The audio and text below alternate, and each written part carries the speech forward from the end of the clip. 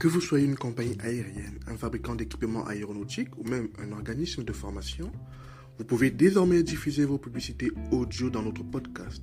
Imaginez, votre message est captivant diffusé aux oreilles de pilotes, d'étudiants en aviation, de passionnés d'aéronautique et bien d'autres encore à travers toute l'Afrique. C'est une opportunité de vous connecter à votre public cible d'une manière unique et efficace. Notre podcast est un rendez-vous incontournable pour tous les amateurs et professionnels de l'aviation civile en Afrique. Alors, saisissez cette chance de faire briller votre marque et de toucher les auditeurs qui partagent votre passion pour l'aviation. Pour en savoir plus sur nos options publicitaires et pour réserver votre espace dès maintenant, faites-nous signe. Ne manquez pas cette occasion de prendre votre envol et de faire entendre votre voix dans le monde de l'aviation civile.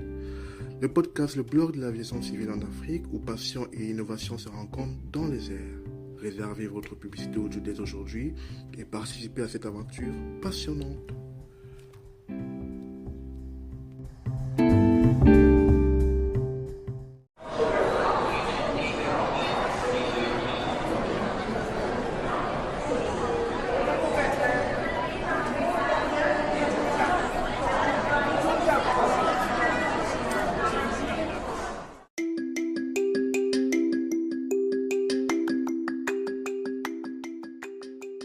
Bonjour à tous et bienvenue dans cette nouvelle édition du podcast Le blog de l'aviation civile en Afrique. Aujourd'hui, nous allons parler d'un métier essentiel à l'industrie aéronautique, le superviseur catering.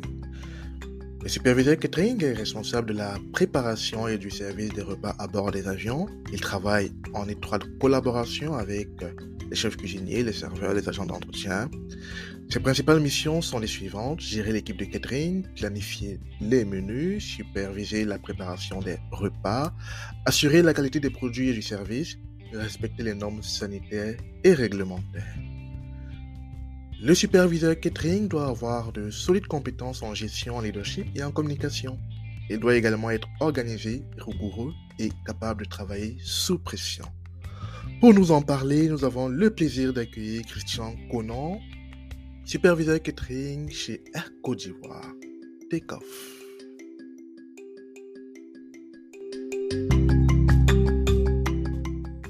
Bonjour Monsieur Christian et merci d'avoir accepté mon invitation.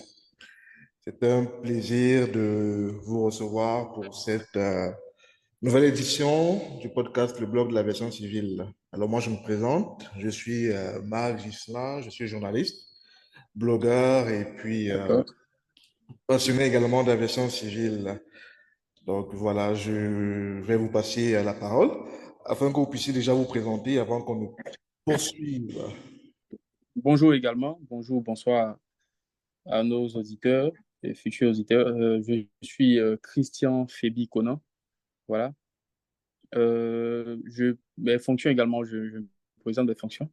Oui, également. Voilà. Bon, j'ai été steward à Air Côte d'Ivoire pendant environ 7 ans et actuellement, je suis superviseur catering toujours à Air Côte d'Ivoire. Ça fait maintenant 1 an. Voilà. D'accord. Alors, on va effectivement s'attarder sur ce métier. Moi, je dis d'agent catering, savoir qu'est-ce qu'on fait, comment on y parvient, vu votre expérience dans le domaine. Ça va permettre également à ceux qui vont nous écouter de pouvoir avoir une idée de comment est-ce que ça fonctionne. Qu'est-ce que vous pouvez déjà nous dire sur ce métier de base, sur le plan, et puis D'accord. Mhm. Bon, déjà, l'intitulé, c'est superviseur catering.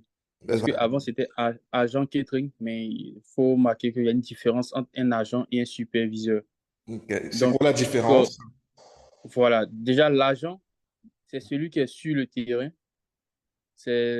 Puisque le catering, c'est quoi? C'est tout ce tout ce qui concerne la nourriture et les consommables à bord d'un avion. Ouais. Donc, le catering, c'est l'instance dans l'aviation qui va gérer ce volet-là. Il y a un responsable et il y a des superviseurs ou agents. Et également, il y a un gestionnaire de compte, également un comptable et tout dans ce service.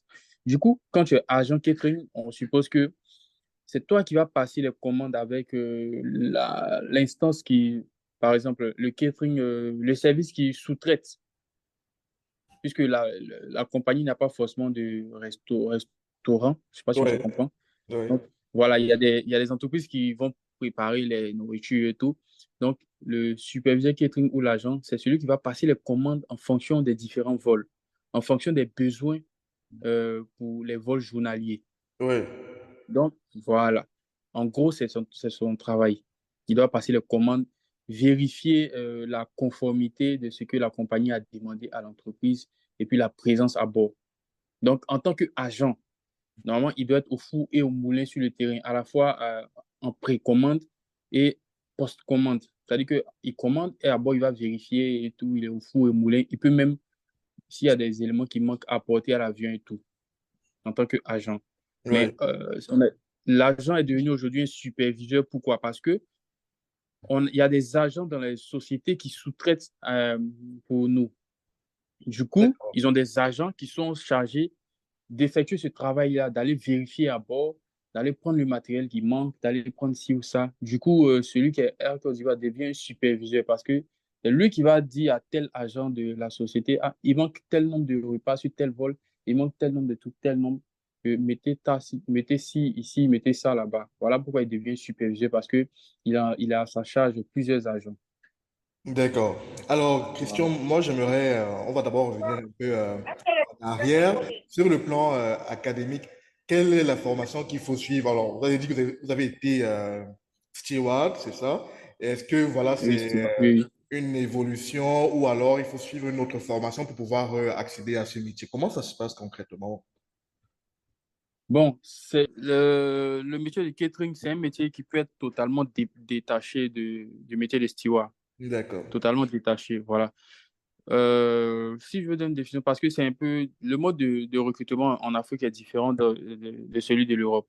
En Ouais. Europe, par exemple, tu peux faire le catering, tu peux entrer dans une école d'hôtellerie et puis sortir, travailler dans un hôtel ou bien dans le catering de l'aviation, ça dépend. Ouais. Également, il y a les écoles de stewards et hôtesses en Europe. Mais en Côte d'Ivoire, vu qu'il n'y a pas d'école agréée pour l'aviation, du coup, Air Côte d'Ivoire recrute au niveau de Bac+2 minimum. Donc, après t'avoir recruté au niveau de Bac+2, ils te font venir des formateurs qui vont te former selon le métier que tu dois exercer dans la compagnie. Mhm. Donc, c'est comme ça que ça se passe pour les stewards.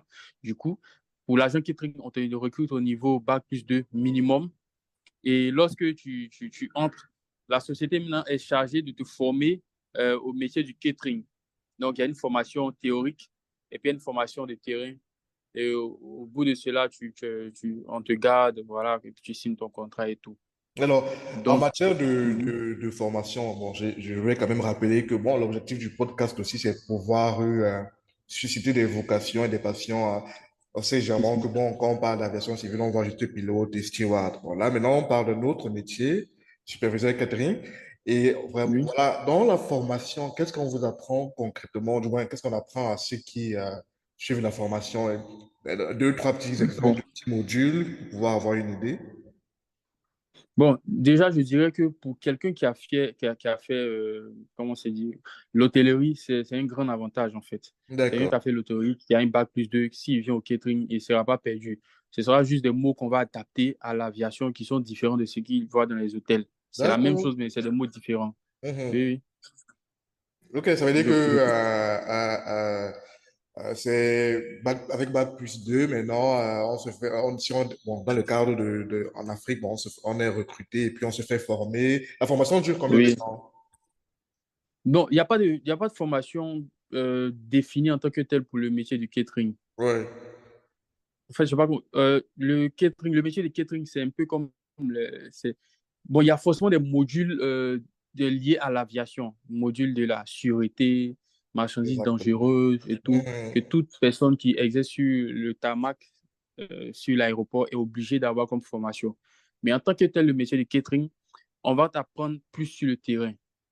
En Ok, fait, tu apprends plus sur le terrain à travailler avec les types de repas que la compagnie demande, les types de repas en fonction des heures. Parce que c'est un peu, le métier de catering, c'est comme j'ai dit, les repas et les consommables. Les consommables, c'est tout ce qu'on utilise à bord, mais qu'on ne mange pas. Les mhm. wattos, les lotus, voilà, les couverts jetables, voilà, les gobelets jetables. Et aussi, ce qui est un peu technique, ce sont les repas. Par exemple, un vol qui décolle à midi, il va prendre un déjeuner chaud Par rapport à un vol qui décolle à 16 heures, il va prendre Ouais, des collations froides ou des collations chaudes en fonction de la classe du passager. Donc, exactement. ce sont ce genre de trucs-là qu'on va t'apprendre, mais sur le terrain. Tu vas venir avec un ancien superviseur qui est déjà sur le terrain et c'est lui qui va te montrer peut-être pendant, moi je dirais, sur le terrain, tu peux apprendre peut-être pendant un mois, voire 2 ou 3 semaines si tu assimiles très vite. Au bout de Oui. 2 ou 3 semaines, tu peux avoir une bonne base au catering. Si tu as quelqu'un qui est auprès de toi qui vraiment qui maîtrise le terrain, voilà, vous serez toujours sur le terrain, au bureau, il te montre voilà, comment passer les commandes, voilà le type de repas, voilà. Et en fonction aussi du type de compagnie dans laquelle tu es. Par exemple, Air Côte d'Ivoire, où souvent, bon, on est en Afrique, on a beaucoup de pannes d'avions, ça Ouais, arrive, il y a des changements, il y a des chamboulements. Et puis, Air Côte d'Ivoire, faut pas oublier qu'on a au moins 15 vols par jour. On a ouais. 15 vols par jour, on a 2 hubs. Donc, dans cet écosystème-là, franchement, si tu suis en 2 semaines, tu peux être formé. Parce que tu peux rencontrer tout type de, tout type de situation en 2 semaines. C'est des situations souvent presque chaotiques où il y Ouais. a des vols, il n'y a pas de repas, comment on va faire, les passagers doivent partir. Comment... Donc, c'est comme ça, c'est plus sur le terrain. Le métier de catering, c'est un métier de terrain, mais de l'aviation. Mais c'est un métier de terrain. Alors, Pour ajouter à sa formation, comme je dirais, par exemple, moi, actuellement, je peux aller faire une formation d'hôtellerie pour juste ajouter à mon background. Je peux également faire qualité, ceux qui font la qualité et tout, là, oui. hygiène, tout, voilà, parce qu'on travaille avec des entreprises qui gèrent ce volet-là. Donc, si le superviseur catering a ce bagage-là, il aura encore plus de poids et puis il peut encore évoluer pour aller dans d'autres compagnies ou bien voilà, dans sa carrière. La compagnie pour laquelle vous travaillez, comment ça se déroule, je veux dire, la journée type, hein, comme ça, pour un superviseur catering, comment ça se passe, Mhm. qu'est-ce qu'il faut, à quelle heure il vient au travail, pour que les gens puissent un peu aussi, également aussi se représenter la tâche énorme qu'il y a derrière, parce que quand on voit forcément un repas dans l'avion, on se dit que, ah, on imagine bien que ça n'a pas C'est ça. été par magie là-dedans, donc comment ça se passe concrètement? Bon, déjà, le métier de catering, c'est un métier de continuité. Moi, en une journée, je vais monter par exemple à 8 heures. 8 heures, au plus tard 8h30. Je Oui, suis à mon poste. Et il y a des vols qui vont le matin. On a des vols, premier groupe de vols qui partent de 11h30 par exemple jusqu'à 14h30. On peut avoir 5 vols. Et là, à partir de 8 heures, avant 9 heures, je dois passer mes commandes je dirais, serveur pour les oui. vols de cette matinée-là. Mais je ne me base sur quoi? Je me base sur les précommandes qui ont été passées la veille par mon collègue qui a travaillé la nuit. D'accord. Donc, Un travail voilà, avec ces d'équipe. pré... Pardon? C'est un travail d'équipe en fait. Voilà, c'est une continuité. Avec les précommandes là, mon collègue passe des précommandes la nuit. C'est-à-dire que si on a besoin de 100 repas pour un vol, il peut commander par exemple 50 repas ou bien 80 repas. Et moi, quand je viens, parce que les chiffres souvent peuvent changer, les billets, il y a des gens qui désistent et tout. Donc, Oui. moi, je regarde les chiffres que j'ai et je confirme les chiffres. Donc, la première chose, comment je viens, je confirme les commandes qui ont été passées la veille par mon collègue. Et également les commandes spéciales, les repas médicaux, les repas Oui. diabétiques et tout. Et ces genres de repas spéciaux-là ont été commandés déjà la veille. Moi, je viens juste confirmer ça.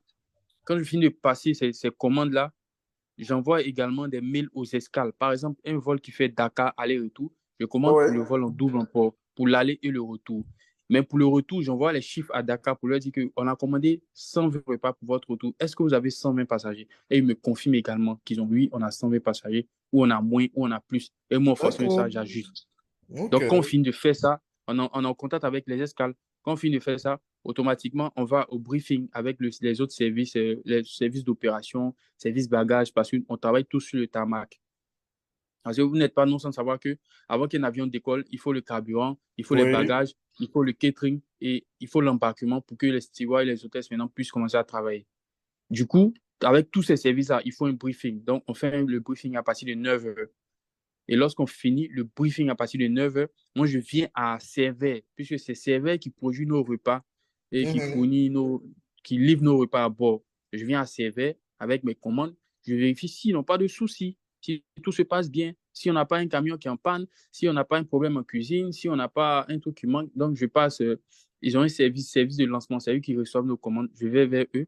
S'il y a un petit souci ou quoi, je leur explique. Après, je vais ceux qui gèrent les boissons sur Oui, les vols, le service qui place les boissons dans les trolleys, je vérifie si les boissons sont conformes à ce qu'on a demandé. Pour chaque type de vol, on a un nombre de boissons. Après, je vais au service matériel pour marquer est-ce que les verres sont là, est-ce qu'il y a des tasses, est-ce qu'il y a des wattos, est-ce qu'il y a des couverts. Je vérifie ça. Et je vais ensuite, pas en chambre froide, je peux aller en chambre froide pour vérifier, oui.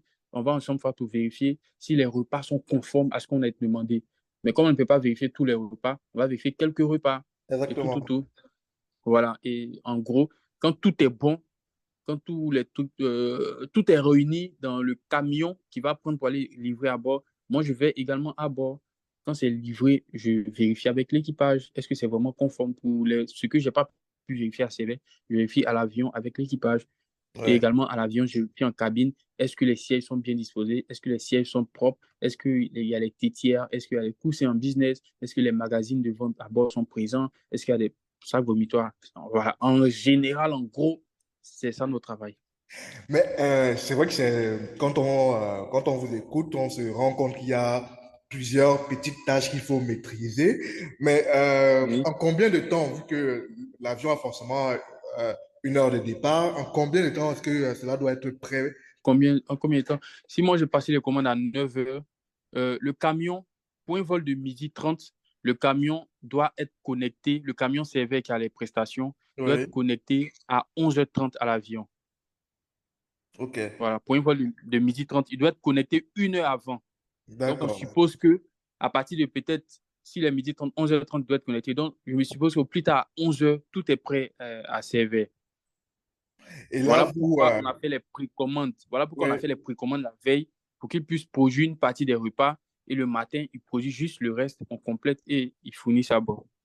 Alors, je veux savoir, est-ce que vous avez, c'est votre rôle à vous de goûter, je vais pas dire goûter les repas. Bon, goûter, est-ce que c'est bien? Est-ce que c'est aussi votre rôle à vous de choisir le type de repas? Peut-être si vous serez à checker, je sais pas avec quoi, ça dépend. Est-ce que c'est votre rôle ou alors, bon, il y a une hiérarchie qui décide et puis bon, vous implémentez juste ce qui a été décidé.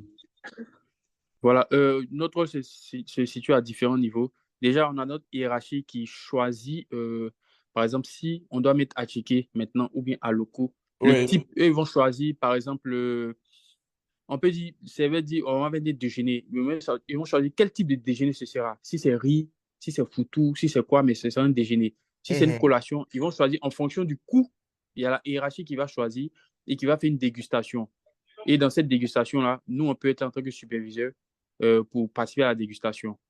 Ouais. Et, et ensuite, en fonction des types de repas qu'on a choisis, qu'on a définis, le poids, le grammage, tout est défini. Maintenant, nous, en tant que superviseur, je peux prendre un plat au hasard sur un vol et goûter pour voir si c'est toujours conforme à ce qu'on avait décidé avec la hiérarchie. C'est D'accord. en voilà, c'est en cela que. Et mon avantage à moi, comme j'ai été steward, j'ai servi les repas pendant presque 7 ans à bord et Ouais. manipulé tout ce qui était. Voilà. Donc, quand je viens à la base, comment c'est fait, comment c'est fabriqué, j'ai plus de poids en fait au niveau des serveurs et même j'ai plus de poids quant au choix de certaines prestations ou bien à améliorer certaines prestations. J'ai un peu de poids dans ce volet-là.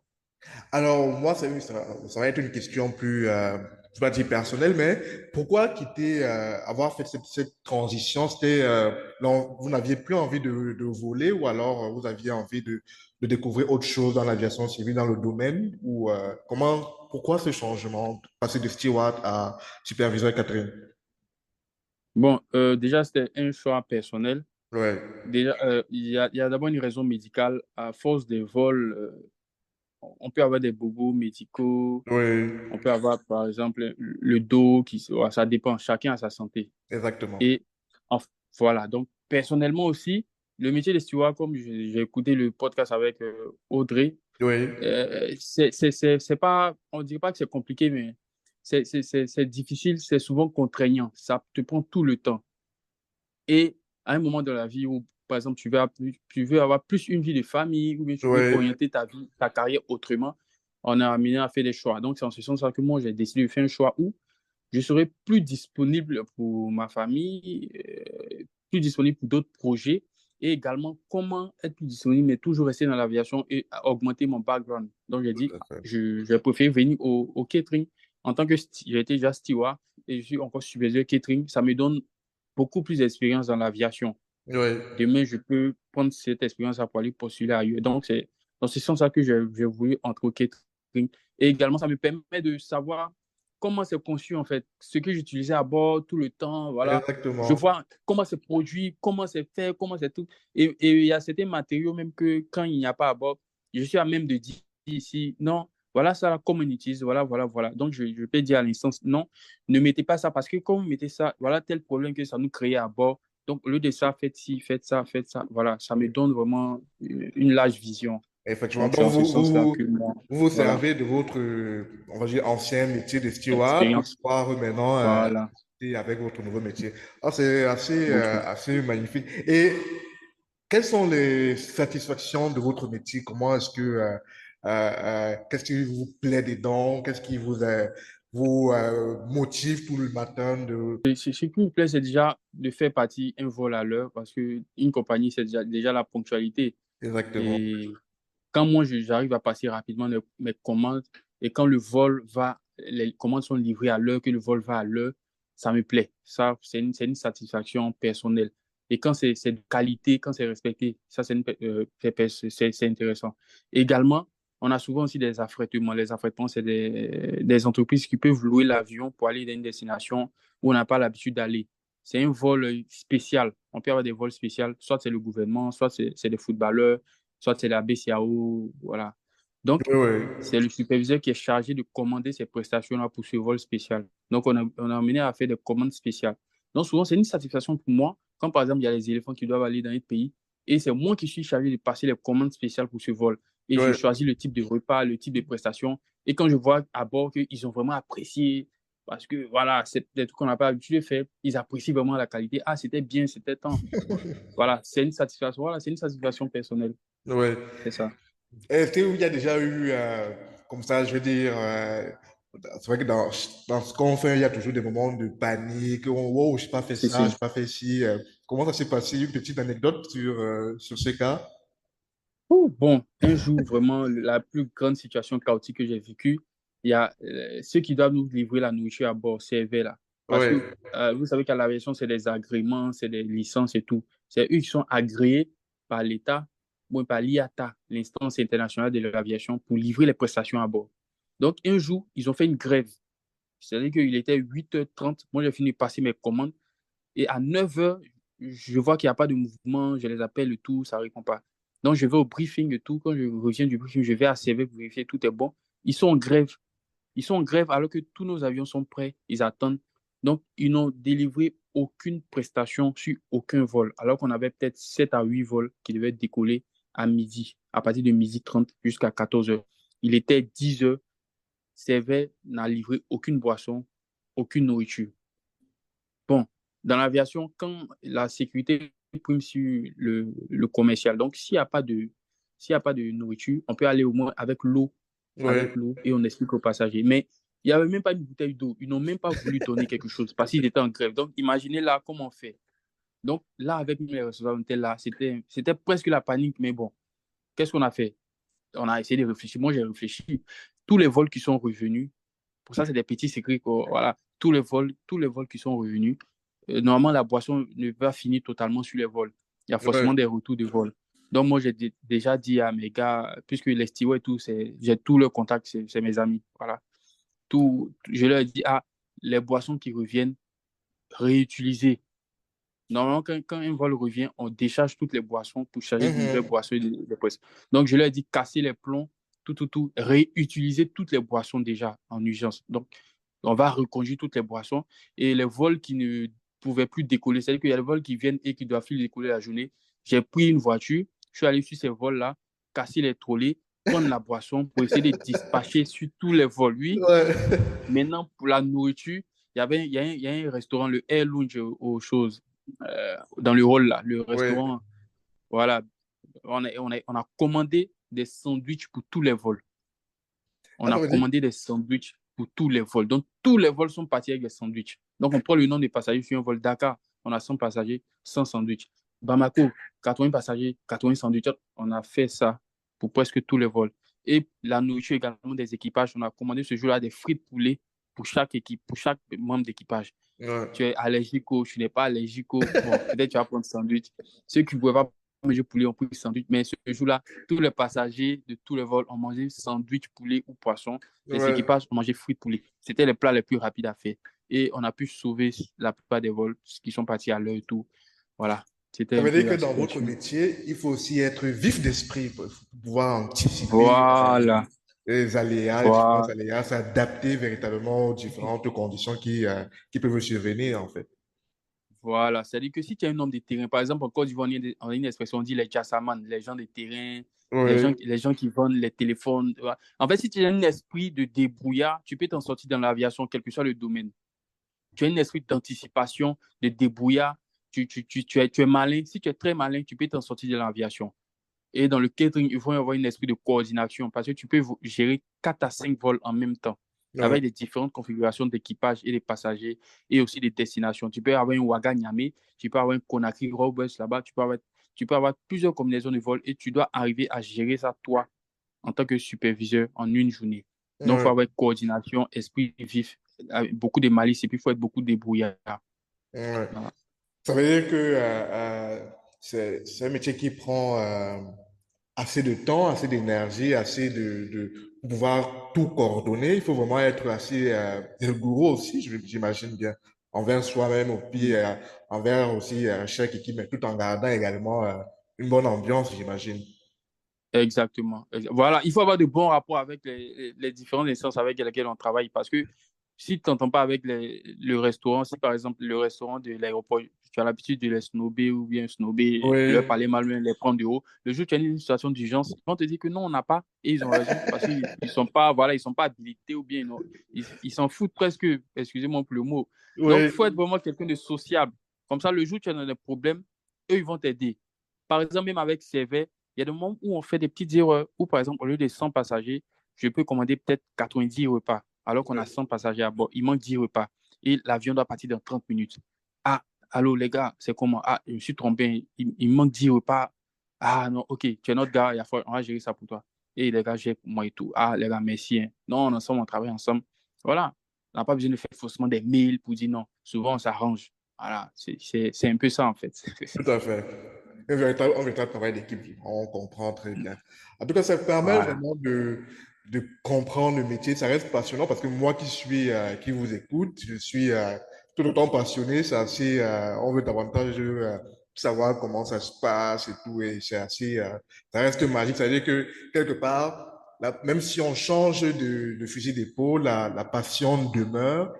Et cette passion fait Voilà. que, on réussit à surmonter les différentes difficultés, entre guillemets, Exactement.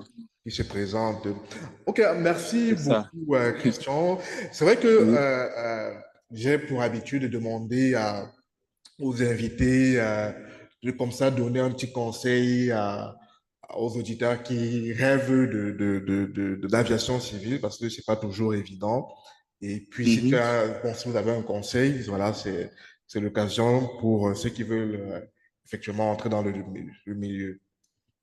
D'accord. Bon, mon conseil serait déjà d'avoir, parce que dans l'aviation, tout est évolution. Tout est Oui, évolution.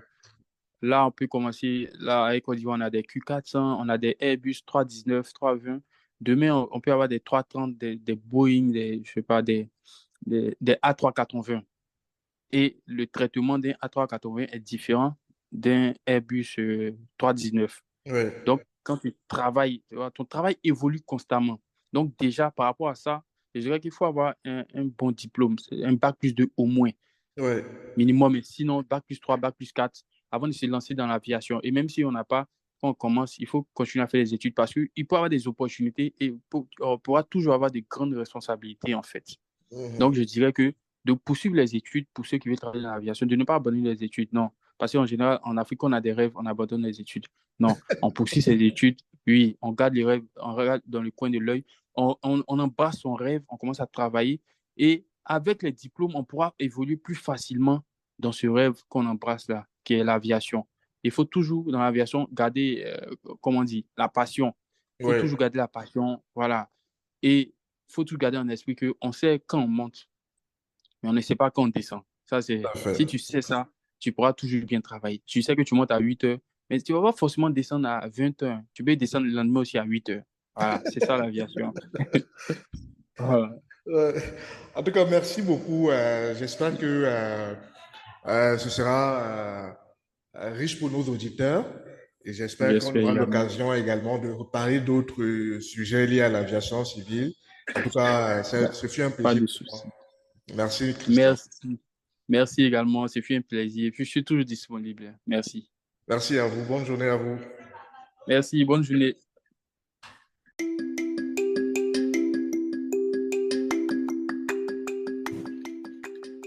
Merci d'avoir écouté le podcast Le blog de l'aviation civile en Afrique. Aujourd'hui, nous avons eu le plaisir de parler du métier de superviseur catering avec Christian Conan. Nous espérons que cette émission vous a plu et que vous avez appris des choses sur ces métiers essentiels à l'industrie aéronautique. Vous pouvez retrouver l'intégralité de l'émission sur notre site web et sur les différentes plateformes de podcast. À bientôt pour un nouveau podcast et partagez autour de vous.